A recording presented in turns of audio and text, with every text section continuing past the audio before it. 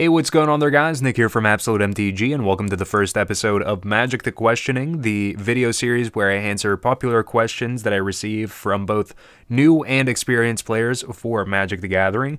For our first episode here, we are going to be talking about Planeswalkers. So, first and foremost, Planeswalkers are permanents. So, much like artifacts and enchantments, they sit on the battlefield and they do various things. They can be cast at a sorcery speed, so that is during your turn, during your main phases, whenever there's nothing on the stack already, you can cast one of them. And they use their loyalty to activate abilities. So the starting loyalty for a Planeswalker is in the bottom right-hand corner. Players typically use dice to signify the loyalty of the Planeswalker and any changes to loyalty that may occur.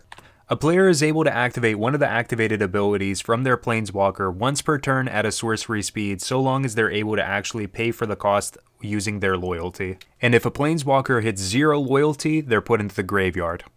Some additional information to remember about Planeswalkers is that each Planeswalker has a subtype. So in the case of Jace Beleren, it would be Planeswalker Jace.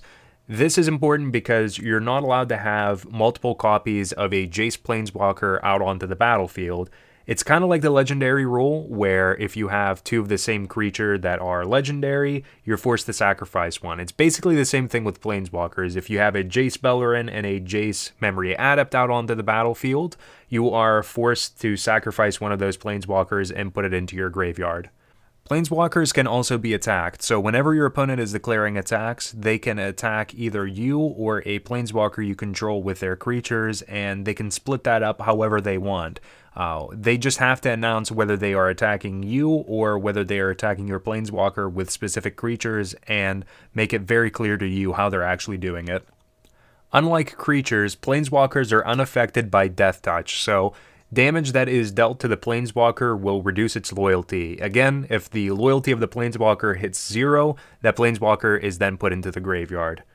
Another thing to remember is that creatures that are attacking that have trample and are attacking your Planeswalker cannot assign trample damage over your Planeswalker's loyalty to you in the case of them already having enough damage to actually take your Planeswalker to 0. So in the case of your opponent having a 4-power trampler and your Jace being at 3, they can't trample over the additional damage past lethal.